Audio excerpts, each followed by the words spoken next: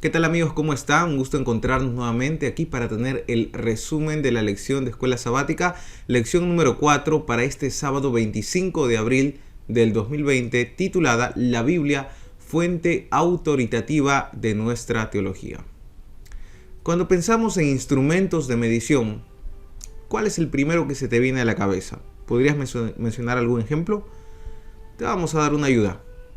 Por ejemplo, tenemos el termómetro para medir la temperatura. Otro podría ser la balanza para medir el peso. Otro también usado es la regla para medir una distancia. Otro es un reloj para medir el tiempo. Pero cuando se trata de medir una verdad, o saber si algo es cierto o no, o ver cuál es la realidad, ¿qué instrumento de medición utilizamos? Bueno, el instrumento que todo cristiano debe usar es la Biblia. Nosotros medimos nuestra Biblia, medimos la cultura, medimos la tradición, medimos el razonamiento, medimos la experiencia en base a lo que dice la Biblia. Si está conforme a ello, podemos creer. Si no lo está, entonces deberíamos desconfiar. La Biblia es nuestra norma máxima de fe. El versículo de esta semana se encuentra en Isaías capítulo 8, versículo 20. Nos dice lo siguiente: a la ley y al testimonio, si no dijeren conforme a esto, es porque no les ha amanecido. Vamos a la parte de Explora, en la cual vamos a ver 3 puntos principales. Vamos a ver algunos asuntos externos que influyen, que podrían ser peligros, algunos asuntos internos, así también como la Biblia. Vamos a algunos asuntos externos. Esto tiene que ver con la cultura y la tradición.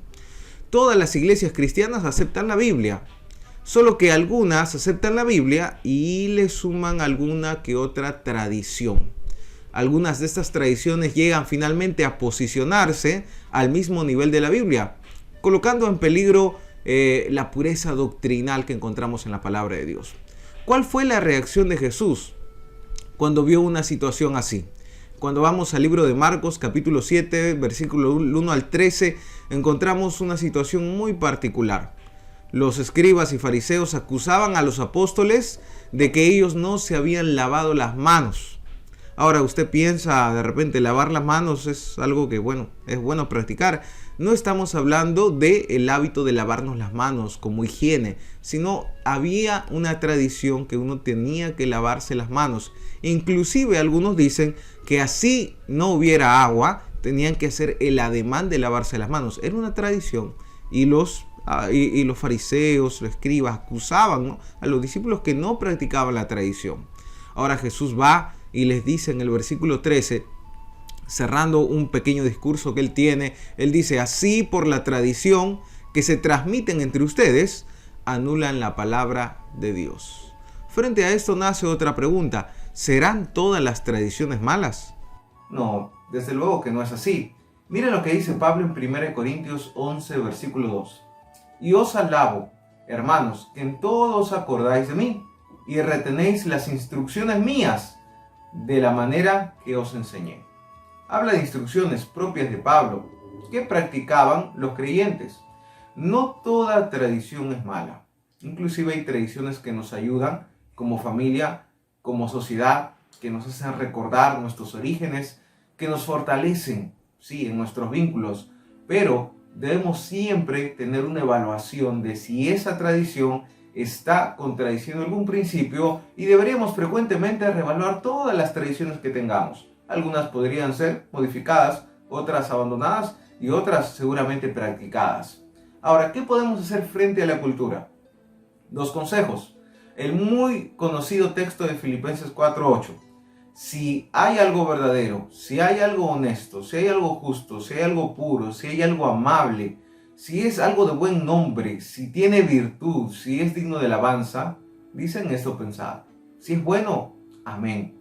Además también 1 de Juan capítulo 2 versículo 16 al 17 nos advierte de no amar las cosas que están en este mundo.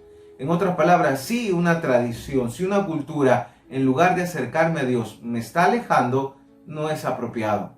Porque todo lo que está en este mundo pasa, más el que hace la voluntad de Dios permanece para siempre. Podemos decir que la Biblia se superpone a la cultura y a la tradición. Inclusive, la Biblia tiene el poder de cambiar la cultura y también la tradición.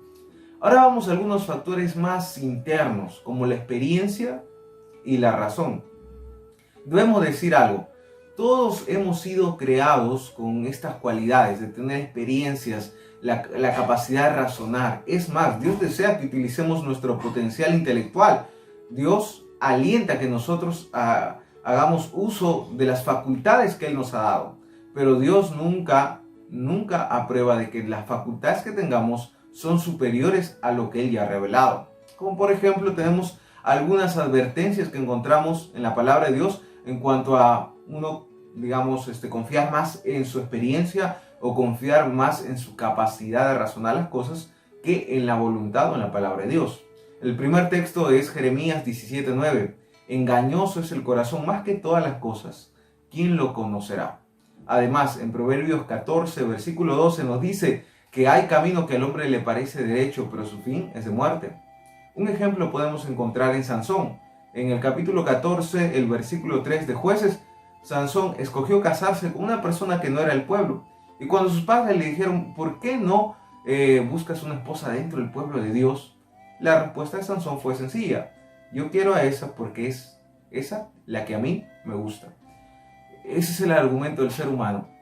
Yo quiero eso porque yo creo que eso es mejor para mí. En mi capacidad de entender las cosas, este es el camino correcto. Y podemos equivocarnos. La razón y nuestra capacidad de deducir qué es bueno, qué es malo, no es perfecta. Es por eso que tenemos que apelar a algo que sea superior a la razón y la experiencia humana. Y finalmente el ejemplo de Eva. Eva, cuando fue tentada, la serpiente le ofreció el fruto y vio la mujer, dice el versículo 6 del capítulo 3 de Génesis, y vio la mujer que era bueno el fruto, ¿no? Para comer y que era agradable a los ojos y codiciable para alcanzar sabiduría. A sus ojos de Eva ese fruto estaba bueno, ¿sí? En su capacidad de razonar vio que parecía correcto, pero superpuso su capacidad, su opinión a lo que Dios había prohibido. Ahí vemos un gran error. Finalmente vamos a la Biblia, la palabra de Dios, la Escritura. Nos dice que Pedro, uno de los apóstoles, pasó tiempo con Cristo, como los demás apóstoles, tuvo sueños, tuvo revelaciones, fue un gran líder. Tal vez Pedro pudo haber apelado a su autoridad, a su experiencia, a su razón, de lo que él había tenido en cuanto a relación con el Mesías, con el Señor. Pero él dice en 2 Pedro 1:19 lo siguiente: tenemos también la palabra profética más segura. Qué interesante. Pedro podría haber dicho, pero yo hablo en base a mi experiencia, en base a mi razón, en base a mi liderazgo. No, él, la autoridad y toda la autoridad y la seguridad lo da a la palabra de Dios. Dice, tenemos también la palabra profética más segura. Él no apela a ninguna situación de su experiencia propia, cultura, trasfondo, nada. Él dice, tenemos que confiar en algo que es seguro y eso seguro es la palabra de Dios. Además también, el Espíritu Santo y las Escrituras tienen una relación bastante cercana. Hay algunas personas que dicen, el Señor me ha revelado, he tenido un sueño. Hace unos días una niña salía diciendo, ¿no?, que Dios le había revelado, que Dios le había mostrado, que había una advertencia. Un momento, no es así como trabaja el Espíritu Santo. Hay una cita muy interesante en el Deseado de todas las gentes, página 625, que nos dice lo siguiente: por medio de las Escrituras, el Espíritu Santo habla a la mente y graba la verdad en el corazón. Así expone el error y lo expulsa del alma. Por el Espíritu de verdad obrando por la palabra de Dios, es como Cristo subyuga a sí mismo a sus escogidos. Interesante. El Espíritu Santo no trabaja separado, divorciado de la palabra de Dios. No, es por eso, si es un mensaje del Espíritu Santo, tiene que estar de acuerdo con la Biblia, y tiene que haber esa similitud. No puede alguien salir y decir algo que está en oposición a lo que está en la palabra de Dios. Entonces debemos reconocer que ese espíritu no viene de Dios.